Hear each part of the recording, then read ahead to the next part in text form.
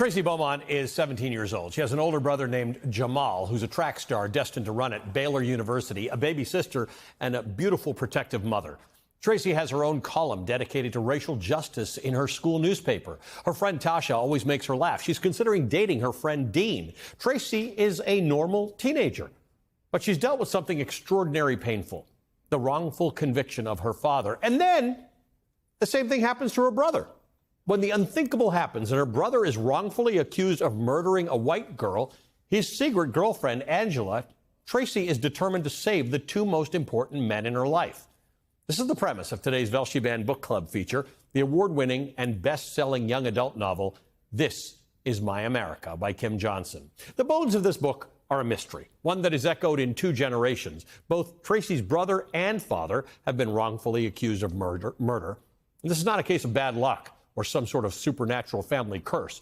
Rather, the author, Johnson, is making the point that racism, particularly racism within our legal system, is systematic. Tracy's family serves as both a metaphor and a microcosm. Interspersed with Tracy's handwritten letters to a fictionalized Innocence Project, This Is My America is an approachable examination of equality, racism, and the prison industrial complex in this country. Johnson successfully and clearly articulates the urgent and bitter realities of injustice in a way that will resonate with all levels of readership, but especially for the young adult audience that she's written for. Johnson masterfully balances the individual and structural forces at work in Tracy's teenage life. As a young but fierce activist, Tracy's primary focus throughout the book is to better the world that she lives in and to find justice for her family. From the first pages of the book, Tracy grapples with structural racism and what it means for her and her loved ones. But Tracy also deals with the smaller, personal dilemmas that make up the very real life of a teenager. Crucially, Tracy is never made to feel guilty about focusing on her personal life. Concerns about dating and Dean are not made to seem frivolous. Losing the editor role at the school newspaper is not meant to feel meaningless. Quote, I'm conflicted with thoughts. Loss is all I can form. Loss of Jamal, loss of Angela, loss of my dream to become editor. Each has a different impact, but they each mean so much to me. My head is spinning. I take a seat, head down, crying. There's a new literary canon that's emerged over the last decade or so. It's made up of works heralded as contemporary classics that explore racism in America through the eyes of brave but very intentional, normal teenagers. After today's meeting, I'm proud to say we've featured 3 of these novels: The Hate You Give by Angie Thomas, Dear Martin by Nick Stone, and today, This Is My America by Kim Johnson. These books share something else in common. They've all been routinely banned and challenged. As I pointed out before, good novels are mirrors or they're windows. This new literary canon functions as a mirror for many readers, a mirror that reflects an ugly image back. Right after a quick commercial break, I'm thrilled to be joined by Kim Johnson, the author of today's Velshi Band Book Club feature, This Is My America.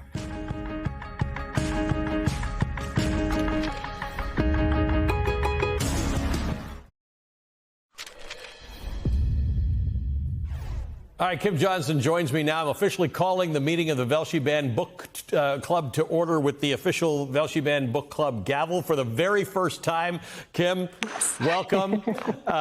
Kim is an activist. She's a civic engagement leader. She's the author of 3 books, including today's best-selling, award-winning Velshi Band Book Club feature, This Is My America. Welcome to the club.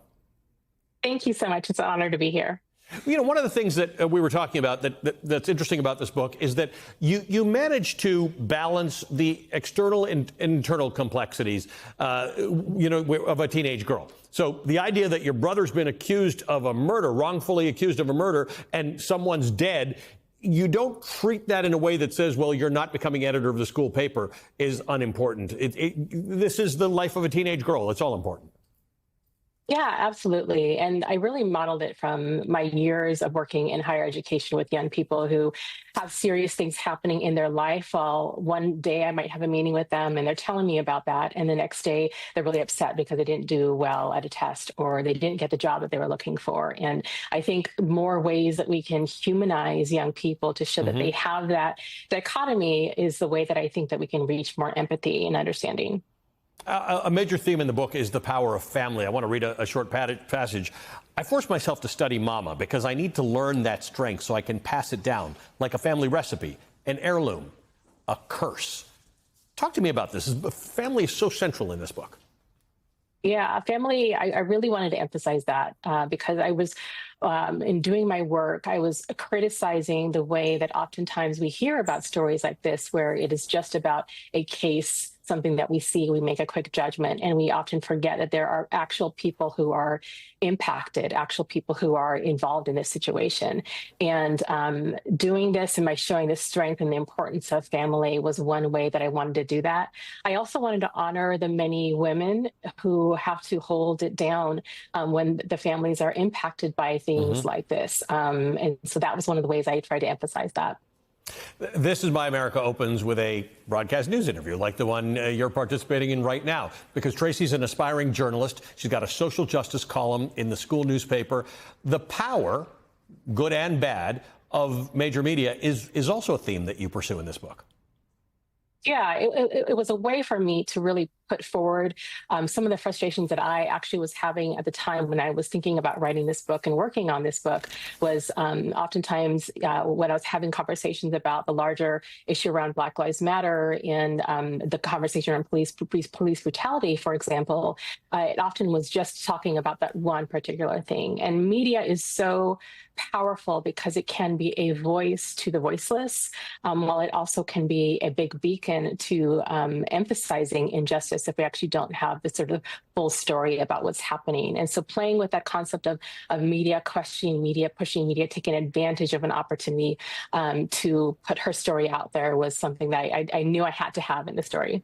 Complete stories about Black people and their interactions with the law some would argue is still quite absent in mainstream media, but certainly, until about 5 or 6 years ago, was completely absent. You sort of heard what the police told you, and that was kind of it. Yeah, this question of due process that you were talking about earlier in what's happening with ICE around the country, this concept of progress, of justice, of trust, that's been a part of our history since the beginning. We could look at when mass incarceration actually started to grow, police interactions started to increase post-slavery, and seeing how that really was just around looking at if someone was loitering, if someone was Black who was loitering, they were pulled in, put into a prison with no due process. And we see remnants of that still today. And a lot of my inspiration in writing this work was really around the work of Bryan Stevenson and his work with Just Mercy in his book, where he talks about his life and the Equal Justice Initiative. And that's one element that I really wanted to emphasize, is that due process. What does justice look like? Who gets justice? Yeah, and literally the things we are describing today happening with people being rounded up is a complete mirror of the history of Black America.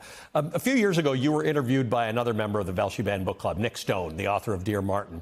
And here's what Nick said to you about the Black characters in classic American literature. Quote, America's favorite book is a book where a Black man is falsely accused of a terrible crime because a white woman weaponized her tears, and he loses his life in the book. I don't even care that I'm spoiling it. To Kill a Mockingbird, it exploits the horrors that Black people face in this country for the sake of trying to teach white people a lesson. The other two characters I encountered were Jim, an escaped slave in Huckleberry Finn, and Crooks, a Black man of Mice and Men. Shout out to John Steinbeck. He actually tried, but most people don't even remember Crooks was there. And that has been my life experience, existing in spaces and being invisible, because that's what color blindness does. The notion of color blindness. We don't see color. Talk to me about this. What's your reaction to that a few years later? Yeah. We're still here. We're still in this same question. And the fact that my work, amongst many other works, are being banned, quite frankly, by people who haven't even read our work, because they are fearful of this larger conversation that actually is, as you're saying, mirrors and doors to what's happening in society. Oftentimes, marginalized communities are these side characters. And if they're not a side character, I think for the Black experience, they often are seen as a body, and often a body where a harm has been put on them, rather than a human being, a life that has dreams and hopes, just like Tracy does, that deserves a full story to be told. And it's unfortunate that we are still continuing to try to humanize the experiences of all people in our society to be able to tell their experiences. Well, thank you for doing this. And thank you to the newest member of the Velshi Band Book Club, Kim Johnson, activist, civic engagement leader, and the author of today's feature, This Is My America.